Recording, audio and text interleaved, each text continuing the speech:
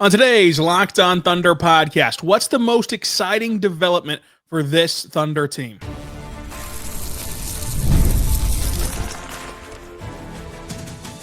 You are Locked On Thunder, your daily Oklahoma City Thunder podcast. Part of the Locked On Podcast Network, your team every day.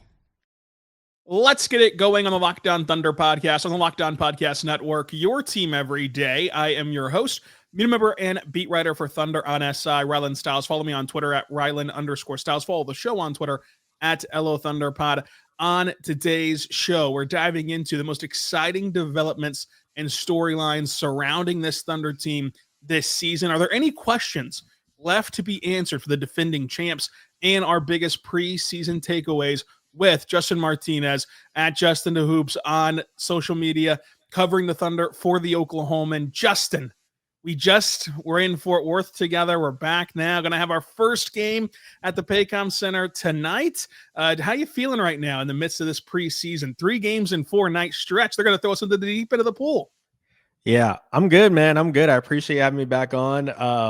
Good to get a little bit of rest yesterday. Like I said, we were in Fort Worth 2 days ago. Got back pretty late, but we're able to rest a little bit yesterday, and we're back ready to go, ready for some more preseason basketball. I'm excited. It's really interesting that the Thunder have elected to play these 6 games here in the preseason, and just right out of the gate had a back-to-back on us. Other teams are easing in. The Thunder are going full throttle, and pretty soon the Thunder will be back at the regular season. October 21st, they're going to tip off the entire season on ring night, banner night with Houston. What is the most interesting development or storyline that you foresee taking place this season for the Thunder once it tips off? Yeah, I think the big thing is just, obviously they've got the championship experience now, but they don't have a lot of experience when it comes to defending a championship outside of Alex Caruso, obviously. So, we were talking actually to him earlier today at the practice availability, and he was saying that he still feels like the team has the mindset of being the hunter rather than the hunted, which obviously is going to be very key for them now. They're going to have a target on their back for every single game the rest of the way throughout the season. So that's kind of the main thing I just want to see is how they continue to evolve, how they continue to grow and really embrace that role that, they are that team that everyone's gunning for now. So we'll see how they approach it. Yeah, the mindset's going to be key for them. I mean, they had a short off season. I have to imagine that the shortened off season is what's allowed them to take this approach in preseason of, not playing their guys to this point in the preseason. We'll see what they do. Being at home, that's a big deal as well. Not having to travel to play a game on Thursday tonight. We'll see if they end up playing more of their regulars. But it is an interesting mindset because on one hand, yes, they are defending a championship. And they are trying to buck the trend of parity. The first time we've ever experienced a parity era in the NBA. But also, they're still kind of like being dismissed in a way. Like they're still looked upon as like a team that doesn't strike fear into other teams. And can they do it again? And they need a bigger sample size. So they are still able to get into and tap into that hunter's mentality. I think that Caruso has knocked it out of the park with everything he said this offseason. You mentioned what he said today, going back to media day, talking about how they're going to have to continue to evolve.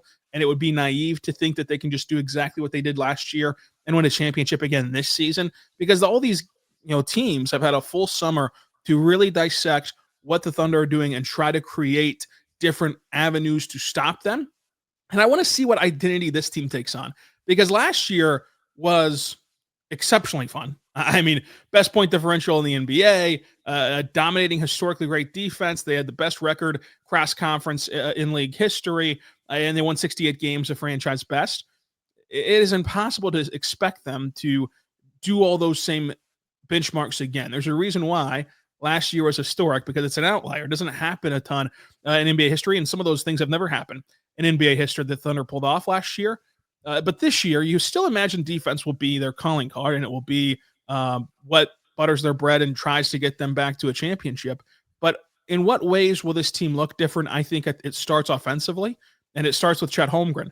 So we've had a lot of talk about him throughout the summertime, and we've all been talking about Chet Holmgren as like a foregone conclusion that he's going to get better. And the reason that is because of the things that Shai highlighted on media day of his mindset, his work ethic, and just his overall skill set, especially now being removed from that injury and having a full offseason to recover. Chet talked about how, to paraphrase, he kind of never felt like himself again after that hip injury, but he got on the floor anyway because he knew this team needed him, and he played outstanding defense to win this championship for the Thunder. Without his defense, you don't get this title. But everyone's expecting more from him offensively. And I think that this is going to be part of the Thunder's, evolution as a team, is how do you make him more of a part of this offense? How do you work with Isaiah Hartenstein and him together offensively? How do you funnel him more shots? Because for him to take a big step forward, he's going to need more shots per game. Can you find him more on short rolls? Can you find him as a trailer? Can you run plays for him off the ball? Like, what can you do to elevate Chet's game? What does he look like from the three-point line? So I think everything surrounding Chet is also him individually, but also opens things up for the rest of this team offensively. What are you looking forward to about Chet Holmgren and watching him play? Yeah, I think you really nailed it there. I think another thing also is just the fact that I would love to see some more Cason Wallace in that starting lineup. Nothing against Isaiah Hartenstein. I think that he's obviously going to have an impactful role, whether it's coming off the bench or starting. In a way, it is kind of just arbitrary anyways. It really matters who's closing out the game. But I do think that lineup with Cason really does help Chet in the sense that they're able to go 5 out. He's really able to showcase his floor spacing a lot more. There's more people moving. You got Cason as another kick out threat, another threat in transition, a really good cutter as well. So I think that all just helps everything, makes life easier for everybody. So that will be the big thing I'm looking forward to seeing if they're able to do that, put Chet in those positions where he can really capitalize on that. Yeah, and I think that is another point of evolution. I think that you bring up a great point about Cason in the starting lineup, because we've seen Mark try not to be rigid with rotations and starting lineups throughout his whole career. Obviously, whenever they had Giddey and that core four with him, Chet, J-Dub, and Shai, and Lou, it did kind of solidify their starting five for that season. But in general, he does mix it up, and he does do outside-of-the-box things. He changed the starting lineup in the finals, for goodness sake. And so is the big man double big lineup going to be their starting lineup from the word go all the way through the end of the year? Or will they put in Cason Wallace? Because me personally, I think that's going to be their best lineup of this roster, is having Cason in place of Hartenstein and letting Chet play the center. We've seen Chet thrive more as a center than we have seen him thrive off of Isaiah Hartenstein, especially on the offensive end. But there is also an element of like Jay Will. Like, if Jay Will's really taken a step forward and has gotten better, well, then it lets you start double bigs and actually leave them on the floor longer and not be in this race to stagger one of them off the floor because you feel so confident in what Jay Will can provide you off the bench as a backup big man. So there's so many different wrinkles that I don't even think the Thunder know, honestly, like what this is going to look like until it actually happens. So the rotation and the starting lineup, I think, are two very key things, because you also have to wonder, Justin, like how much of them, whenever they were healthy, starting double bigs, was by demand, was by necessity of you didn't get Chet back until February 7th. That's whenever you saw the double big lineup really be able to be utilized in the regular season for the first time. That's not a lot of time from February 7th to the end of the year. So you had to play them a ton together. You had to get information and gather the data of what these two guys can be and let them gain chemistry together.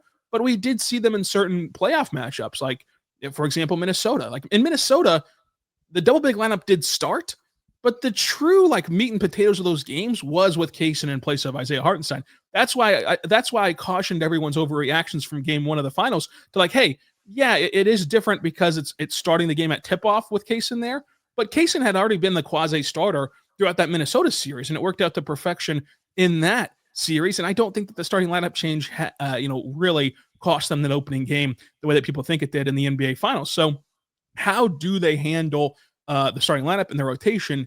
And speaking of that rotation, Justin, where do you think that this team goes in the sense of the second quarter, start of the second quarter? Do you think it's still going to be J-Dub at the start of the second quarter, start of the fourth quarter, Shai to run the whole first and run the whole third and enter in the game at the end of those quarters in the second and fourth?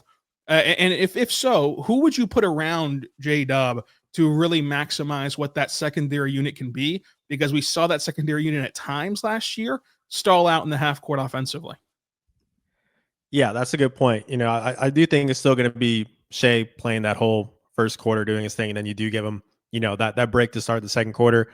Dub, I do think is going to continue to be that guy who's able to they're going to stagger them, make sure to at least have one of them on the floor to kind of lead the way there. And I think that's also another benefit of having Hartenstein off the bench is that gives you another guy who can actually play make as well. He's a really good passer at his size. So having him on that second unit with J-Dub, I think also would help things. So that way it's not all on him to create. Because in this case, you're starting Case and Wallace. So that's one less guy who can also play make. So now Dub and Hartenstein get up without that second unit. So I think that's how I would run things. You obviously got to surround him with the shooters. You got Isaiah Joe, Aaron Wiggins as well. Would have been nice if we could have had Topic for the start of the season to see him also help with those playmaking responsibilities. Obviously, he's going to miss a little bit of time after that testicular procedure. So that's one less guy they can use. But yeah, there's going to be plenty of options you can surround with, I think, Dub, Hardenstein, and just kind of fill in the gaps after that. Yeah, the playmaking is a big deal that iHeart can provide to that unit.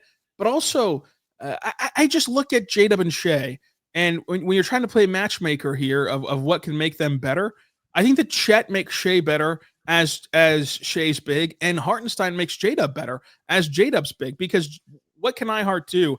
As a screen setter, he can just wipe guys out of a play.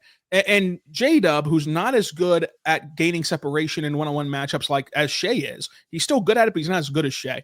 He needs that help, to get downhill and to get to his spots from a screen setter. Shai doesn't need any help, honestly. Like, he can just have a slip screen, pick and pop, and have Chet hang out at the top of the key as like a safety net in case the play breaks down and can pop it out to him for a three. So I just think that if you do change the starting lineup, or you do change the rotation as we're talking about, then it elevates the team in a ton of different ways, including elevating your main drivers offensively in Shai and J-Dub, if you can tether the bigs to each of them during the course of a game. So I do think that that'll be one of the biggest developments of the season, is seeing how the rotation and the starting lineups take shape. Coming up, what else are we very excited to watch for this Thunder team? And is there any questions that the Thunder have left to answer, even after winning a championship?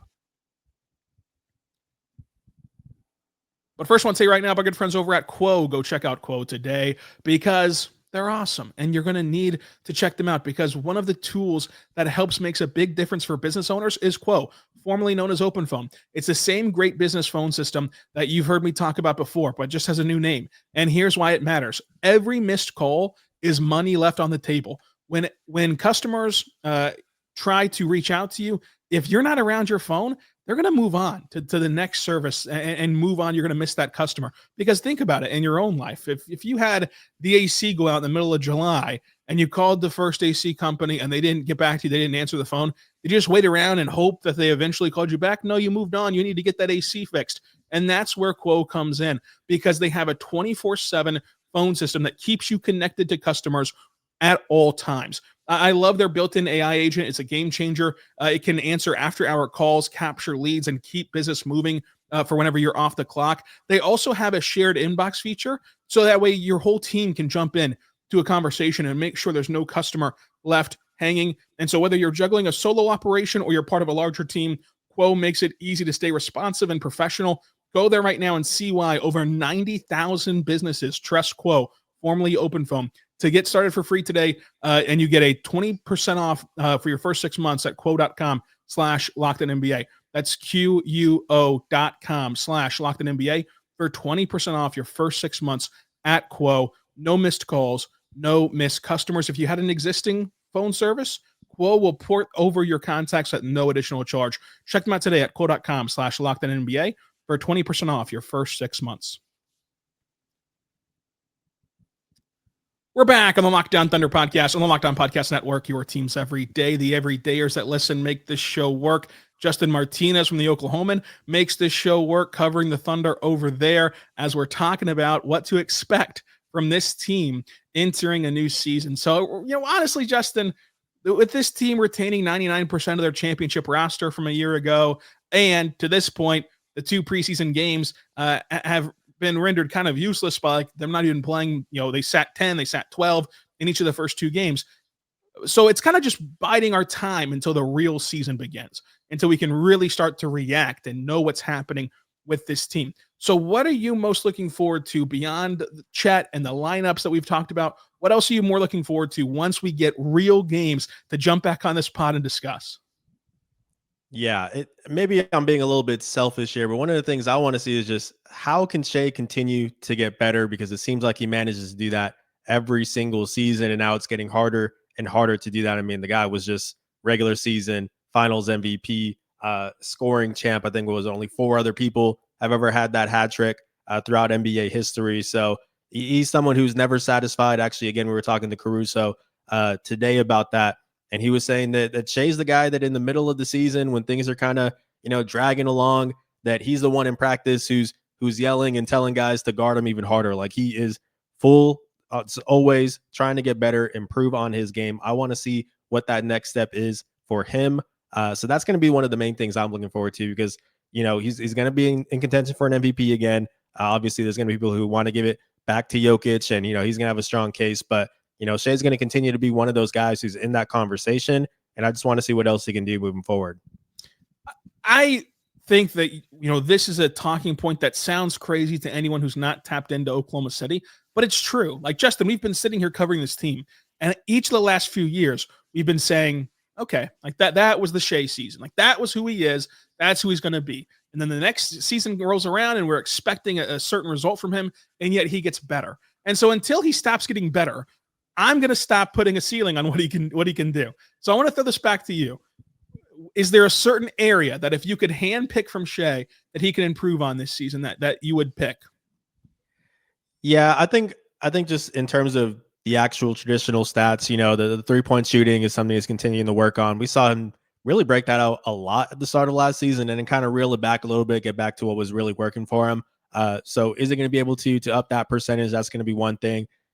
People forget, I mean, he's a guy who has actually been getting all defensive votes for the past 3 seasons. I think he's gotten at least 1 vote. There's a lot of other great defenders on this team, but I'm interested to see just how much he's able to continue to improve on that side of the ball.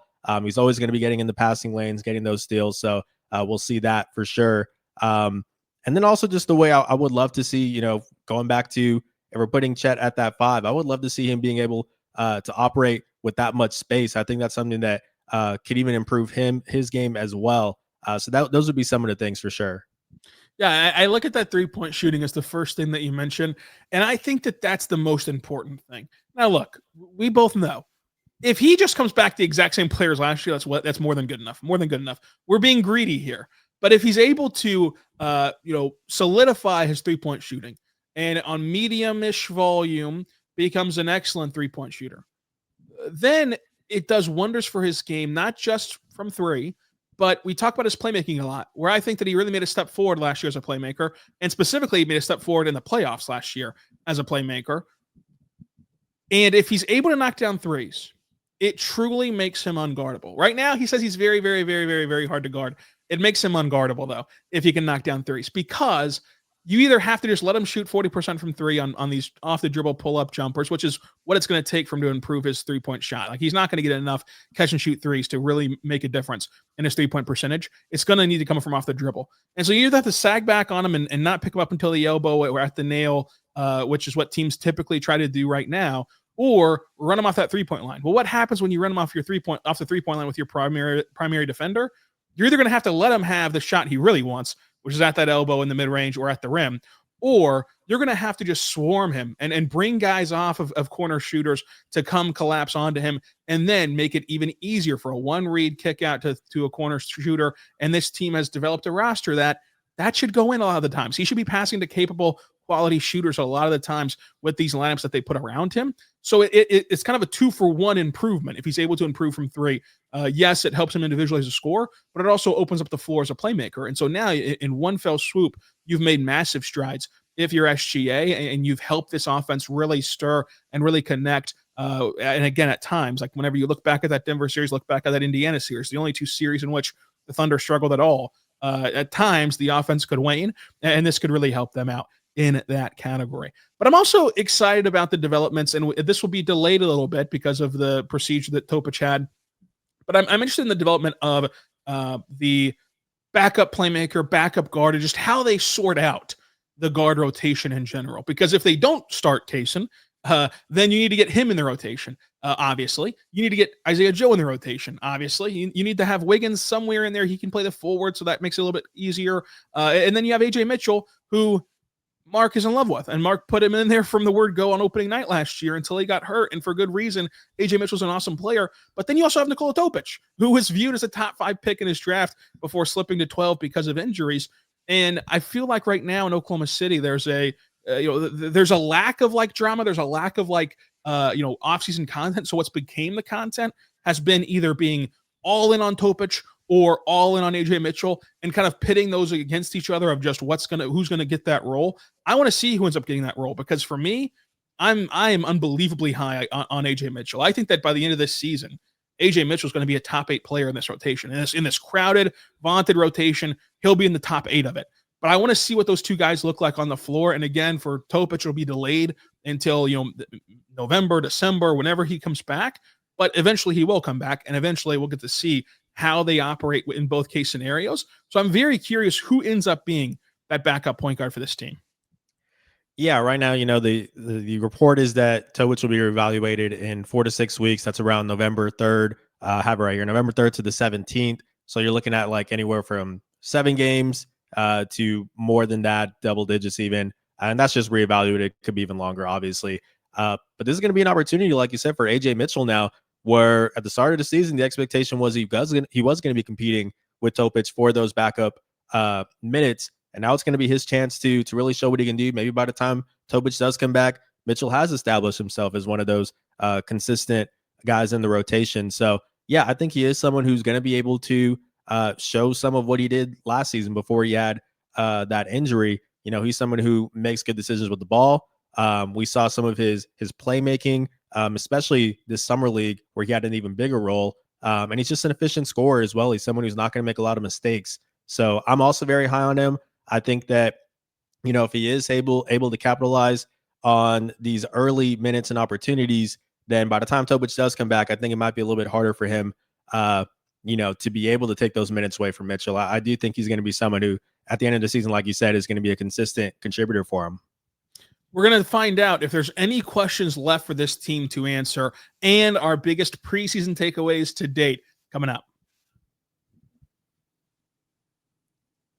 But first, I want to say right now, but our good friends over at Prize Picks, go check out Prize Picks today, because this episode is brought to you by Prize Picks, and every day we make decisions. But on Prize Picks, being right can actually get you paid.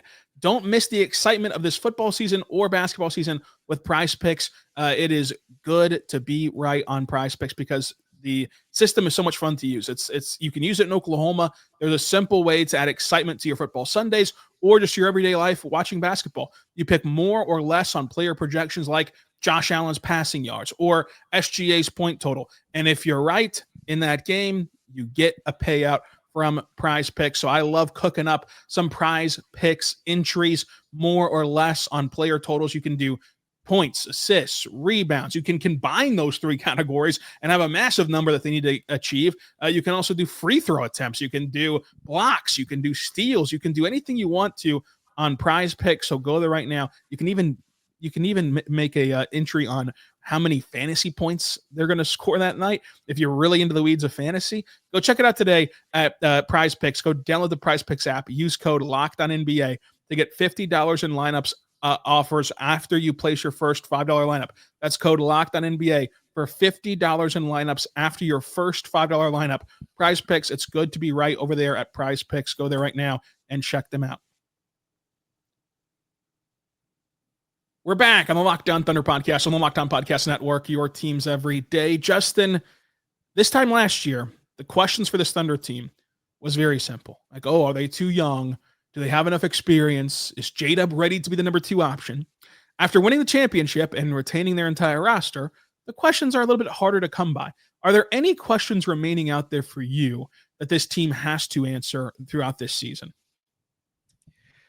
Yeah, I think the bigger ones that we've already talked about, the mindset is going to be big. Lineup combinations. Chet, I think, like we said, is going to be someone who really has that next step. Those will be the main ones. And even just looking at someone like these guys off the bench, I mean, this is going to be a bench that's going to continue to be among the best in the NBA. So I'm kind of looking at them also as, again, maybe being a little bit greedy here. But we forget that some of these bench guys, we talk about Shai being, pretty young, Dub, Chet, but some of the bench guys are also young too. Cason Wallace, what is his next step? Is he going to be able to taking another step as a playmaker. He took a little bit of a step back as a 3-point shooter last year. I do think he's a lot better of a shooter than that percentage suggests. I think it was around 35, 36. So will he be able to get that back up? Aaron Wiggins, for example, is someone who continues to just take advantage of every opportunity he gets. We've seen that in summer league. So what's going to be the next step for him? So that would kind of be the thing that I'm looking forward to also is, we know that the young guys, the young stars are going to continue to grow. But there's some other really good young players on this team as well. So what kind of steps are they going to take? Yeah, and part of that is just like, for example, Chet. It's fun right now to talk about Chet Holmgren and his development. But it's also a requirement for this team to go back and win a championship again. He's going to have to live up to the hype that we've placed on him this summer and the development that we've placed on him this summer offensively. Like, they're going to need that from him to win another championship. They're also going to need some 3-pointers to develop and some 3-point shot makers to develop, because Isaiah Joe has the label of a sharpshooter, but the stationary catch and shoot stuff goes away quickly in the postseason. He's got to get more comfortable hitting movement threes, and he's got to get more comfortable relocating and just firing away the second the ball touches his hands. Like, you look at last year's playoff run, they were the 13th out of 16 teams in 3-point shooting. Like, that's just not going to be good enough to be sustainable in the modern NBA. They're going to have to improve at that. And part of that improvement, like the reason why it's not a huge cause for concern, is because part of that improvement is just knocking down your open shots. Like, how many give me shots did they miss last year where everything worked out for them? They set up a wide open shot in the corners, especially, and they just missed them. And so, like, you imagine that if you re-rolled that variant of 3-point shooting, that it would swing their way the next time out. And that's what you're hoping on. But you've got to get some more reliability, and you've got to go into the postseason feeling confident that those threes are going to start to fall for this team. So I'm looking at those two fixtures because their biggest area of concern, the half court, is alleviated and it's fixed if those two things come to fruition by the end of the season. So those are the questions out there for this team on a big sense. Another question would be, like, what do they do with Ousmane Dieng, which opens us up to our preseason takeaways. We've seen Ous play a couple games. We've seen this team play a couple games. If you had to predict right now, which you do because we're on the show doing it right now, is Ousmane Dieng going to be here in Oklahoma City after the trade deadline? Yeah, if I had to guess, I don't think that he will. We have seen a history of guys start off on that 2-way contract and play so well. They get that opportunity. Obviously, they're going to, when OKC's blowing out teams, we're going to get to see some of these guys. They capitalize. They find a role in the rotation. They get a standard contract, which means somebody else has to move to another team. That's just the way that it's worked for them. It's just what happens when you develop and you scout and you find good prospects. And I think Brooks Barnhizer is one of those guys who eventually is going to get onto a standard deal. He just seems like a Thunder guy through and through. We've seen a lot of him this preseason. Even a guy like Chris Youngblood, who I know is still on an Exhibit 10 deal, but I would expect him to get that 2-way contract. And who knows, maybe we talked about OKC needing that 3-point shooting. He's a guy who's able to shoot, not just catch and shoot, but on the move as well. So maybe he's able to force his way onto that standard roster. So I just think it's going to come down to that, where, as much as we've seen flashes of Ouz, we saw a little bit this preseason. He's been a lot more willing, a 3-point shooter this preseason. Hasn't gone down too consistently, but he's knocked some down, able to crash the glass, make some good passes.